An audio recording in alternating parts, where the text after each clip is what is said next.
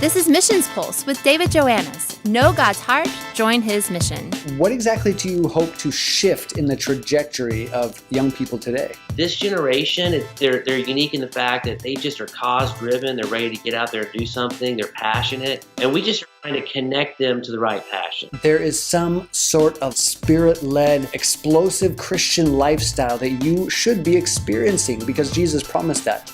Greater things than I have done, you will do. This phrase just kind of came to me. I'm not interested in you Christianizing your life. I'm interested in you crucifying your life. It's worth it to prioritize God.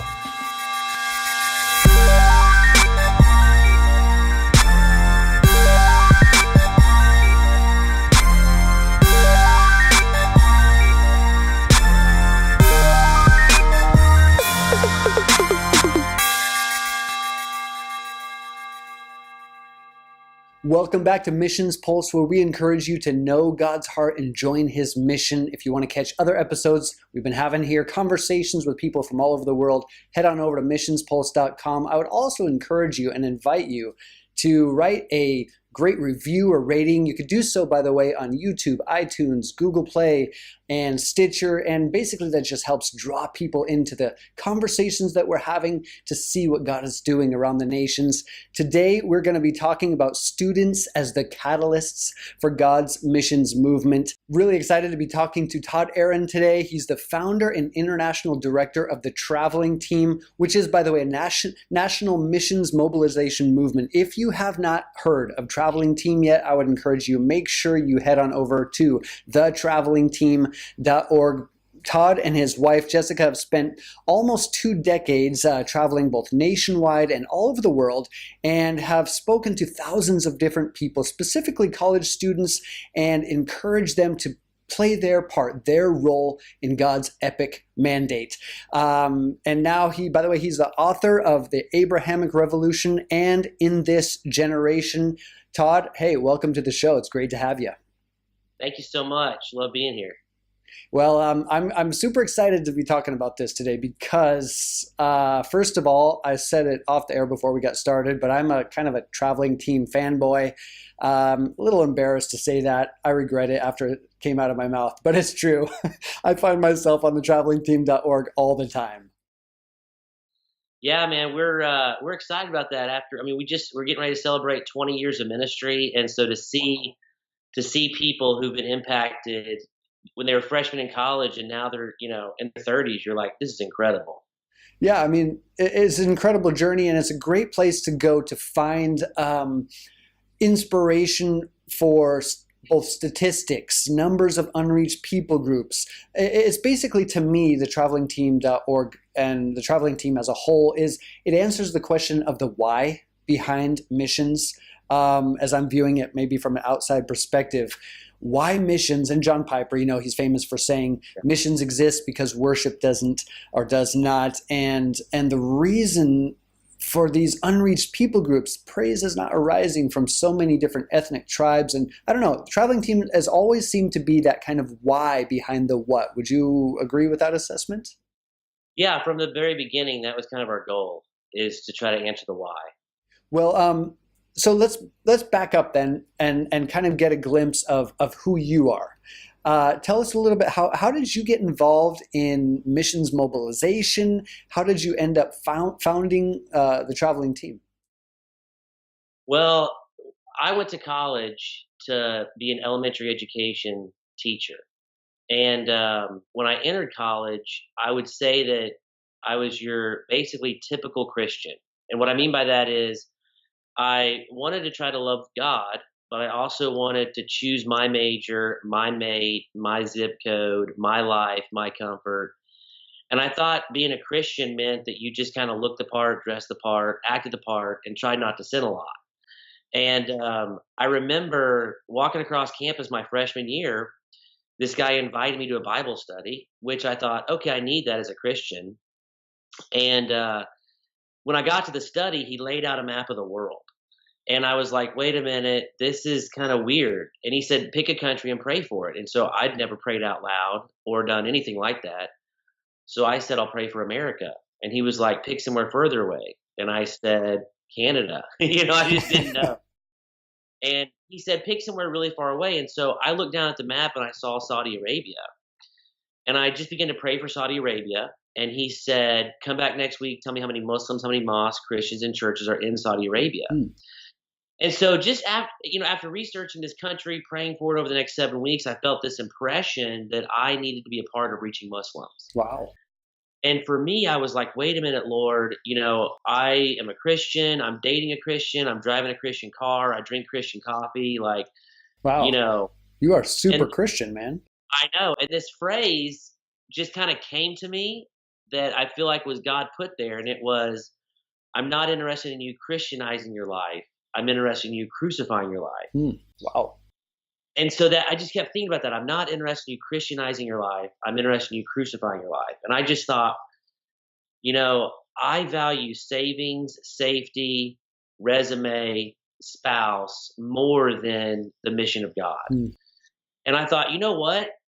Imagine how many university students who are Christians who are like me. They have a Christian understanding, but they don't have the mission of God. Yeah. And so I had just gotten married. I just graduated college, and I thought, oh my goodness, what if we started an organization that went after students like me? And so really my involvement in missions mobilization came out of my own realization of how many people like me who are university students, Christian, but no mission. Yeah. And so we just said, let's do this thing.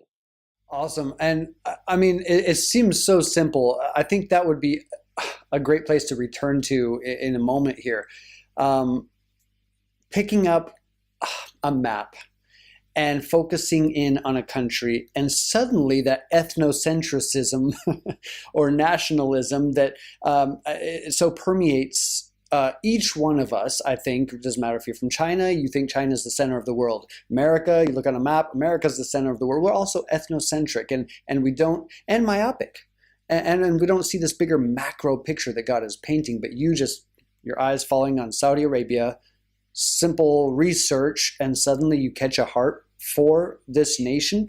I mean, I know you're going to be sharing more, but is that a good place to start if there's a young person out there saying, I want to grow in my faith? Yeah, so that was definitely the beginning point. And then what matured was I began to realize, oh my goodness, there's books on missions. And so I picked up some mission books. Oh my goodness, there's Japanese, Saudis, and Europeans on my campus. I need to go and meet them. Wow, there's things called mission agencies. I'd never even heard of a mission agency. And so I went on a short-term trip, and it began to mature in my life when the more I went down the obedience road, the more God brought things in my life that as a Christian college student on a secular university in a fraternity as rush chairman, I just never even knew was out there. Yeah. Awesome. I love how God just broadened your horizons. And I'm going to pause right there and say, if you're watching or listening, I would encourage you to take a moment, stop for a moment, and head on over to thetravelingteam.org. That's a good place to start. Also, you may as well Google, look up a map right now, see where your eyes fall, start praying for a country. In fact, this podcast partners with prayercast.com. On every episode, you're going to see a prayer for a particular country at the end of this podcast. And so as you begin to pour out your prayers before God, suddenly your heart enlarges for the nations. And I want to pause right there because I'd like to give you a better glimpse of what the Traveling Team is all about. By the way, again, you can check it out, thetravelingteam.org. But let's play this video and check it out.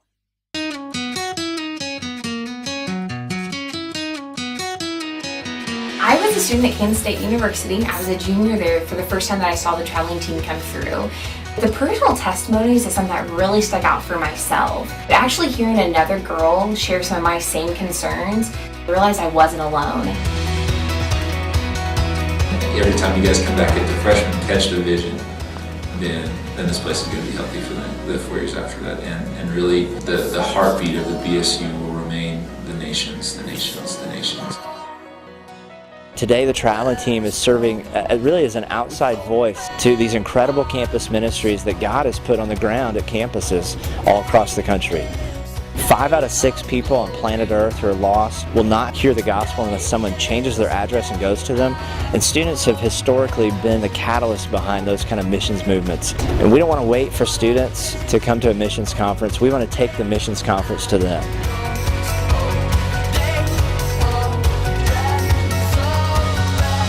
You need a God-centered, biblical, eternal, fixed reference point to reverse engineer your life around.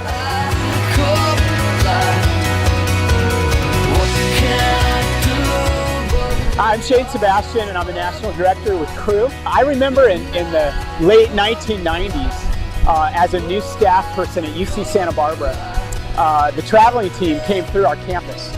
And one of the things I really appreciate about the traveling team is that they teach what we're teaching our students, to have a heart for the world. After the large group meeting, we meet with students in a one-to-one or a small group setting on their campus, and we walk through something called the World Vision Illustration, and we give them application steps so they can take the World Christian Vision and run with it themselves. We provide a free night with gifted speakers, peer testimonies, and a biblical challenge that will make that meeting one of the best meetings of your year.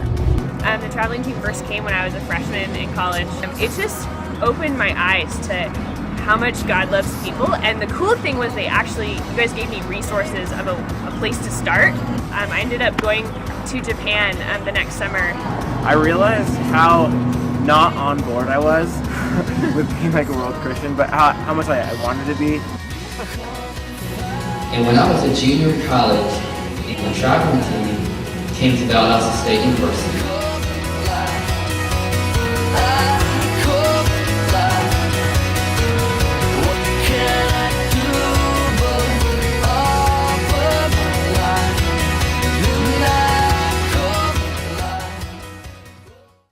Well, Todd, in your book, In This Generation, this is what you wrote.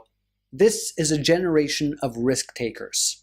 If we can attach some purpose and meaning to those risks, it's almost irresistible. And if we're going to go back to today's topic, students as the catalysts for God's missions movement, what we really know is that the reality is God is the catalyst behind the missions movement. He's the one propelling his people forward, is his idea, so his glory really is the epicenter of all this. And so I want to pause right there and say, what is the underlying motivation of the traveling team? I mean, you guys are crisscrossing the United States, North America, traveling to all these different universities. What exactly do you hope to shift in the trajectory of young people today? Well, we decided we wanted to work with university students, specifically on secular campuses, who are getting these incredible degrees in engineering and nursing, education, and try to invest in them a vision that's beyond themselves. And so what we try to do is that we show up at a university and we get invited in. There might be 90 students, there might be 500 students. And we just think, man, looking out on this audience are literally the most mobile, sendable people on the planet. They are. Yeah. They don't have the house, the mortgage, the debt. And so we're just thinking, what if we tried to encourage them, first of all, to be goers? Give a summer, pray about a lifetime. And so give a summer, see where God takes you overseas. If you end up coming back working in Georgia for the rest of your life as a nurse, you're still going to be changed. Yes, absolutely. But we realize with university students, we can front load the idea of you have 4 summers. These are things you will never have when you graduate. So why don't you utilize all 4 strategically? Meanwhile, on Sunday, I'll speak at a church, and our focus is more be global Christians. Welcome, pray, give, send, and then go is more of a smaller category because I'm looking out with people who have 3 kids in junior high. Yeah. So we just realized, man, there's something unique about university students that you can challenge in a way that you can't do other people. I mean, high school students, when they say, Mom, I want to go overseas, their parents are going to ground them. So that's hard. But there's something about university students. So from the very beginning, the traveling team decided, let's focus on that 4 to 6 year window of a university student. Awesome. And so you're focusing on these people at this stage of their life where they're mobile, where they're free to make big decisions, big life decisions, and it could catapult them into the next season of their lives. And you are encouraging them to do what? I mean, you said go on a short-term trip, consider long-term. You're trying to tell them they have a part to play in missions? You're trying to tell them to become overseas missionaries? What exactly are you encouraging them to do? We would say, we use the term global Christian. So become a global Christian. You're at the university now, man, have you ever considered going for 2 to 5 years after you graduate? And of course they're like, wait, what? That's crazy. Well, start with the summer and see where God takes you. Yeah. And so again, we front load going, and then we come back with, okay, no matter what geographical location you land at, we need to be a global Christian. And for the rest of your life, you might not end up overseas and specifically in the 1040 window, but you still have an incredible part to play. Absolutely. And that's kind of where we would say we're trying to encourage them to. Seems like it echoes John Stott's words. We must all be global Christians with a global vision because our God is a global God. I think that's from Perspectives on the World Christian Movement. And I think the whole purpose of this, when I head on over to thetravelingteam.org, I always see unreached people groups, people, I call them gospel deprived. I mean, no Christians, no missionary, no church, no access to who in the world Jesus is 2,000 years after Jesus lives, dies, and will soon return. And so on that note, I'd like to paint a picture of another why behind the what in regards to unreached people groups. I think this is also at the heart of the traveling team. By the way, this video comes from Reality Global. It's called Reaching the Unreached. And I think this is really going to give you a picture of the heart also at the traveling team for mobilization efforts for the unreached people groups. Let's check this out. In the beginning, God created everything. He created a world full of people to know Him and to be known by Him. This is the story of the Bible, God bringing people to Himself. And when we read the Bible, we see how God went to great lengths to do this, and how much God cares about people knowing Him. You most likely already know this.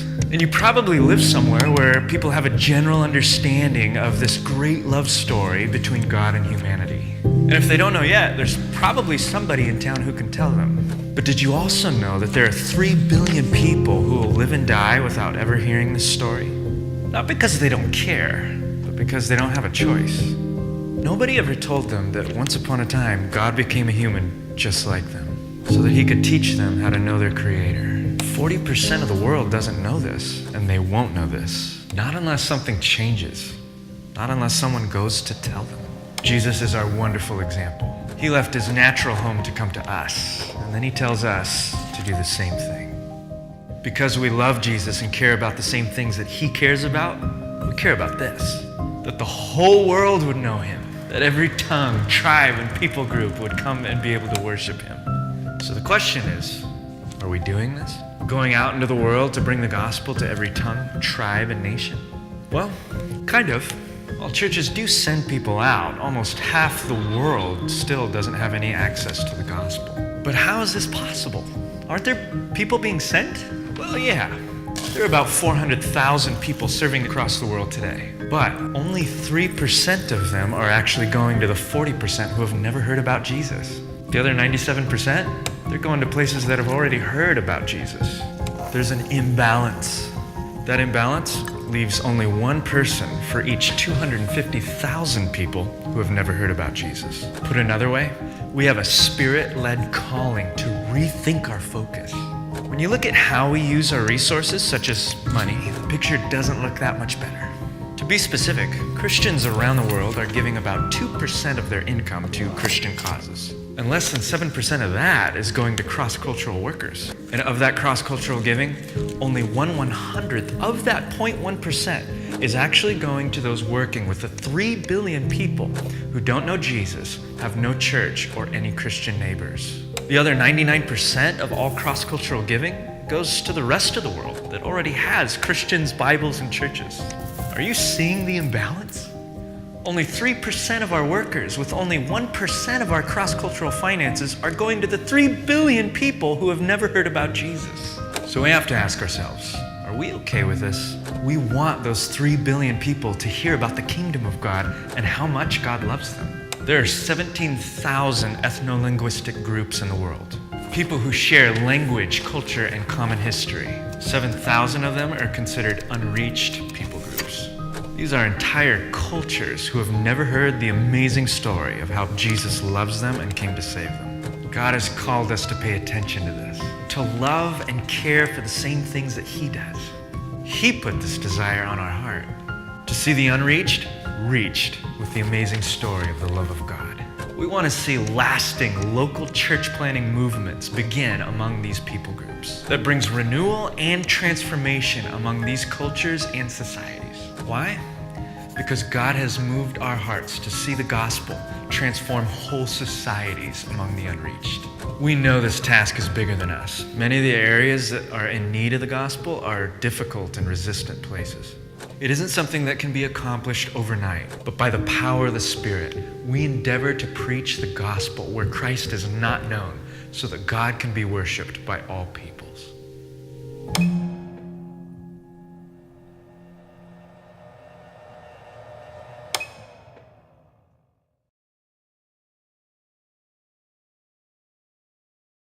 So that's what we want to see Revelation 7:9 fulfilled. Matthew 24:14, this gospel be preached in all the world as a testimony to every ethno-linguistic tribe, and then boom, Jesus returns, the end will come. So Todd, I want to kind of shift gears here because I know you're super passionate about the Cambridge 7. In fact, just a few minutes ago before we started this podcast, you showed me a little cricket ball. I actually, hopefully you'll show that again. I want to talk about the student volunteer movement, which took place at the turn of the 20th century, led by the Cambridge 7, a group of very influential young men at Cambridge University. This triggered, it sparked a ripple of revival, both in England, throughout the UK, to the Americas, and then to the world. All of them landed in China and then on to other places. And this was their watchword of student volunteer movement, the evangelization of the world in this generation. Thousands of people responded by going overseas. Now, so this is my question. Do you guys consider the traveling team as some sort of SVM 2.0, student volunteer movement the next season? Well, I mean, we were heavily influenced by the stories of the Cambridge 7 and the student volunteer movement, who both had traveling teams. They had 4 to 6 people who would travel, whether it was mostly by train, campus to campus. We listened and we read their messages, we read all their books, and that's kind of the DNA of the traveling team. To say that we are the SVM 2.0 would be the most incredible compliment we could ever get. I mean, the SVM, the student volunteer movement, recruited 100,000 people to involvement. It's the greatest missions movement in history. And to say that a guy from Oklahoma with an elementary education degree was a part of launching the SVM2, I mean, I would take that any day. Whether it's true or not, I don't know. But okay. I would take But so we began to study and research the Cambridge 7 and the student volunteer movement, and we realized, wow, a traveling group on their way to the mission field with a message, come with me. Yeah. A come with me mindset. I mean, the Cambridge 7, they spent 4 to 6 months traveling the UK and recruited over 200 students because they were like, we're boarding the boat with you. And so we realized if we wanted staff, our staff had to be newly graduates because they spoke the university language still, and they were saying the come with me mindset. Yeah. We're traveling. So we took a ton of principles from the Cambridge 7. They had follow-up books. They had key missions readings they would give to every recruit. We've developed those. They had, maps and, how do you deal with excuses of parents and debt and family and friends and fiancés, and is hell real and the needs here. They just, dismantled excuses. And so we realized, wow, what if we started a traveling team? Yeah. And so that's one of the reasons we called it the traveling team, is because they called it the traveling secretaries. Okay. So, doesn't quite ring as well as it did. It doesn't have the same, polish now. Yeah. And so, yes, much of what we do is foundational because of the Cambridge 7 and the student volunteer movement. Okay, and as you talk about the Cambridge 7, I mean, these were no ordinary guys. Sure, you could call them ordinary guys, but they had extraordinary kind of influence. I mean, they were the head of the rowing team, which was very noteworthy in their time. Top cricket player in the whole of UK, CT stud, and they're leaving potential greatness. It's basically like Tim Tebow ditching America, heading for, and he's done this in some ways. I mean, he was actually born in the Philippines, I think, but the most influential sports figure of today saying, I'm going to give all this up and go overseas on missions. Are you seeing those kinds of students, people who have a great, a strong and clear and a bright future? Are they giving up their lives for the mission fields of the world? We do see, we would call them connectors, just people with influence on the universities. Maybe they're president of the fraternity, rush chairmen. They're kind of the leaders on campus. It is really powerful when a campus crusade or an InterVarsity or a Baptist Student Union or Chi Alpha gets a connector in their movement, and they really see this uptick. And this is what happened with Hudson Taylor. He started China Inland Mission, and he did not have the national publicity. He did not have, thousands apply.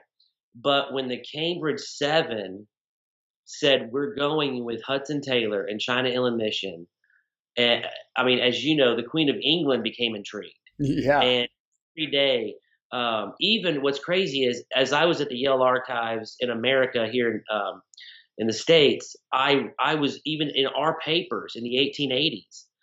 Our people are talking about the Cambridge 7. Wow. And so you can read, we were interested. And so just to see the power of getting someone who's a part of that powerful percent, the 1% of the world's university students, but that's a leader, then you've got the Cambridge 7. That is incredible. And I remember Hudson Taylor even saying the statement, something to the effect that the Cambridge 7, because of their influence, grew the China Inland Mission to almost embarrassing prominence. Thousands of young people thrust out into the mission field. And by the way, I'm going to pause right there and just say again, Todd's going to do this at the end of this podcast, by the way, but if you're listening right now, you're a college student, you've got a bright future, you're thinking, what are the next steps for me? I would encourage you, check out, learn a little bit more about the Cambridge 7, CT Stud, Stanley Smith, and these guys who gave up a huge influence to go to the foreign mission fields of the world. And we're talking 1880. Okay, it's a lot easier to get there these days, but you have a role to play, and I'm excited for you to find that. I wrote a lot about the Cambridge 7 in the Mind of a Missionary, my recent book. I think you're even reading that right now, and I'm honored.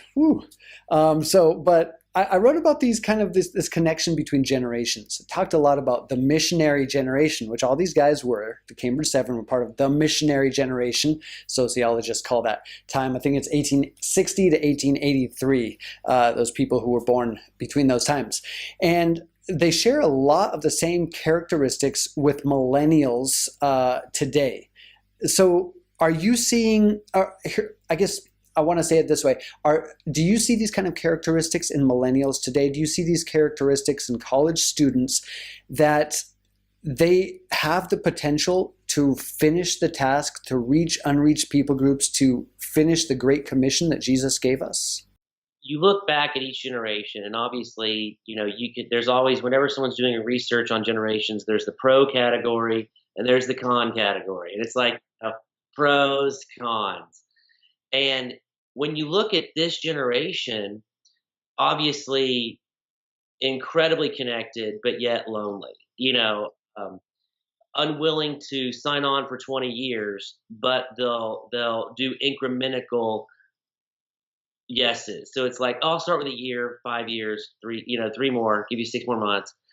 So I just think, this generation, they're unique in the fact that they just are cause driven. They're ready to get out there and do something. They're passionate.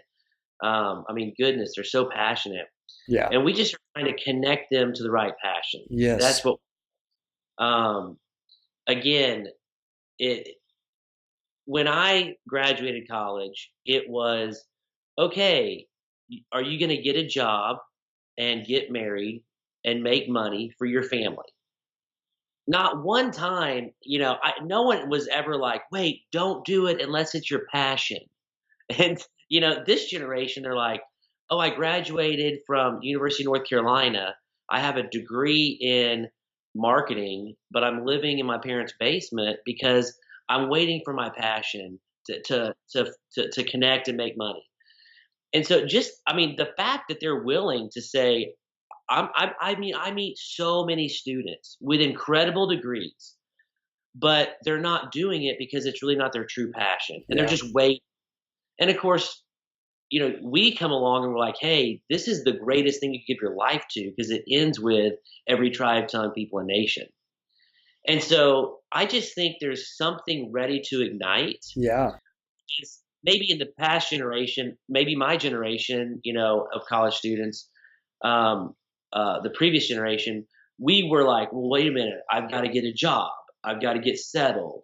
I've got to get out of the house. And I just think it's so unique. And I know you've met people like this too, that you're like, you have an incredible degree, but you don't have a job. You work at Starbucks, or whatever, and you're living in your parents' basement. And you're just so content. You're getting tattoos up and down your arm, and you're just waiting on the why, So that's where we feel like this generation can really be finishers.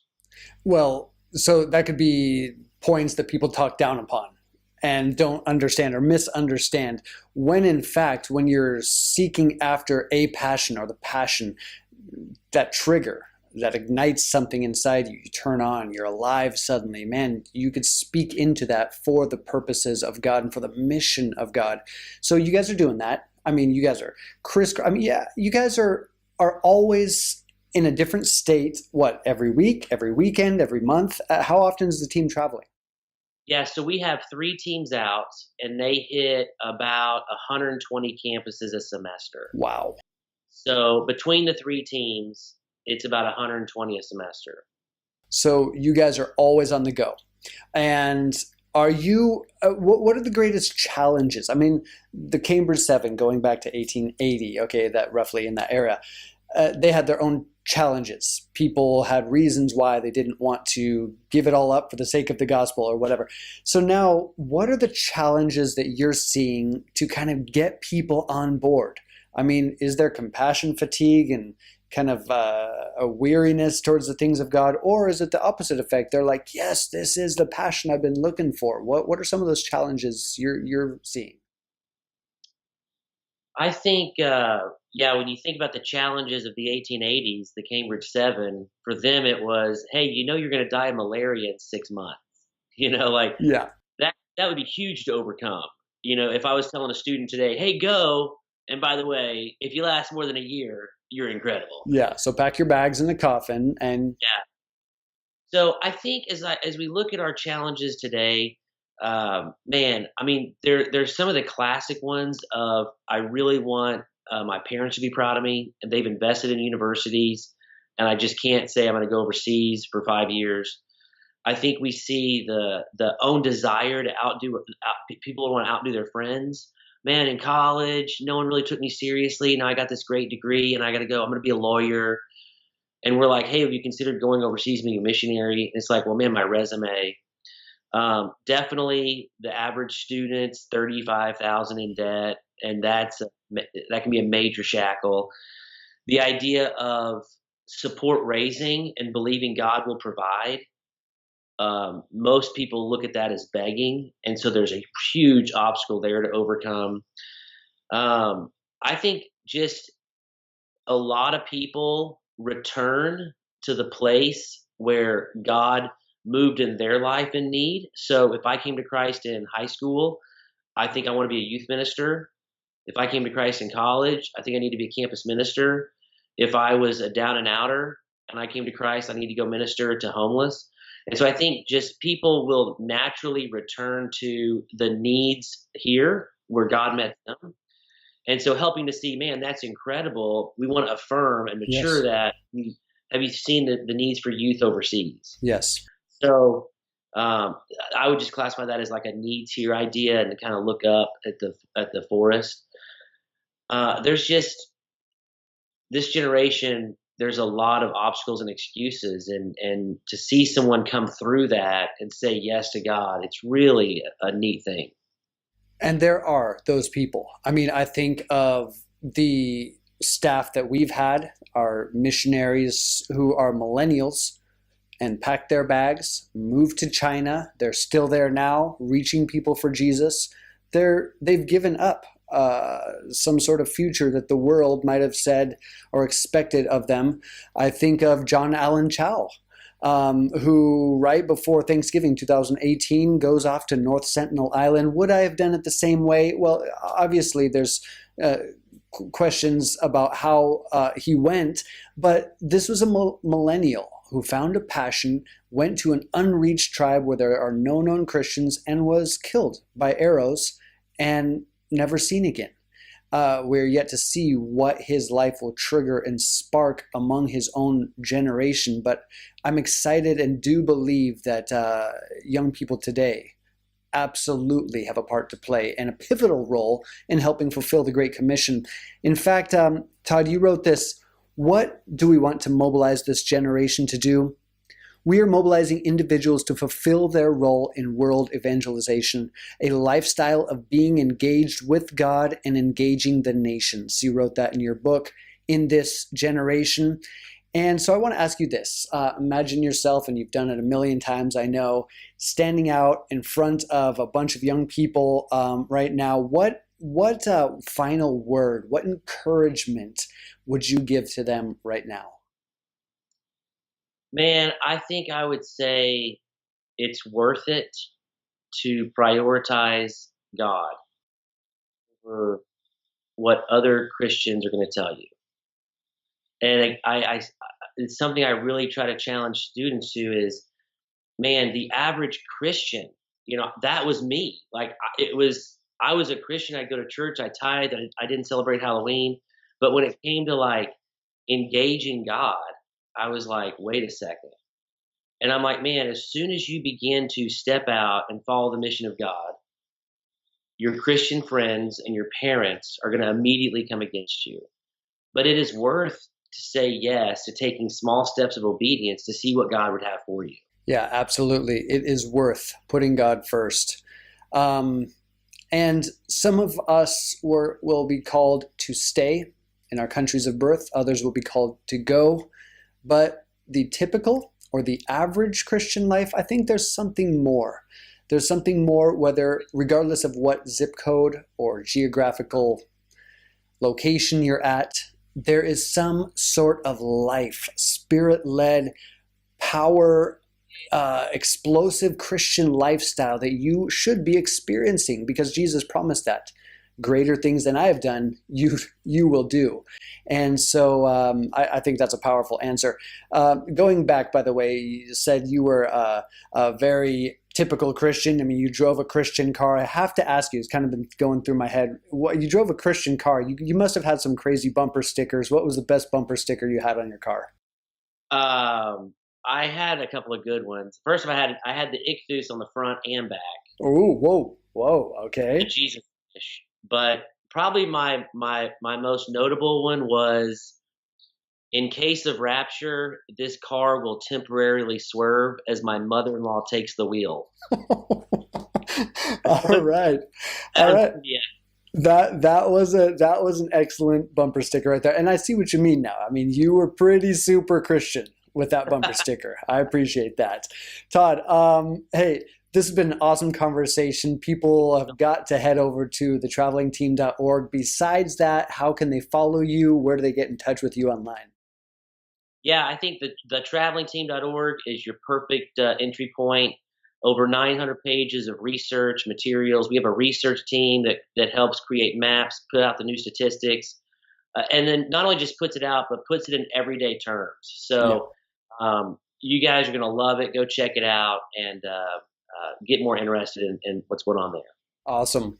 Todd, thank you so much for taking some time to spend with me today on Missions Pulse. Betcha. Awesome. Well, I'm really encouraged by this conversation today. In fact, by the way, I'll say it again because, like I said at the beginning, I'm the Traveling Team fanboy. Thetravelingteam.org. You got to head on over there today because you're going to catch a glimpse, like Todd said, in real common speak, in relevant context, what God is doing around the world. You're going to be inspired, you're going to be encouraged, and you do have a pivotal role to play. Regardless of your age, your demographic, where you're at, your geographical location, you were created by God to join Him on mission. I pray that you catch a glimpse of His heartbeat today and join Him. This has been Missions Pulse with David Joannes. Know God's heart, join His mission. Enjoy more episodes at missionspulse.com. This podcast is powered by Within Reach Global, reaching unreached people groups in the 1040 window. Learn more about this ministry at withinreachglobal.org. And now we encourage you to join us in prayer in response to today's episode. The following content comes to you from Prayercast. Join in activating world-changing prayer for the lost at prayercast.com.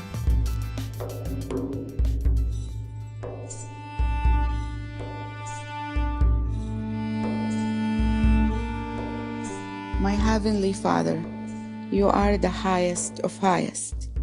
There is no one like You, Lord. I want to pray for my country, Saudi Arabia. Please, Lord, free my people from the chains of Islam. I know that You are the light of the world.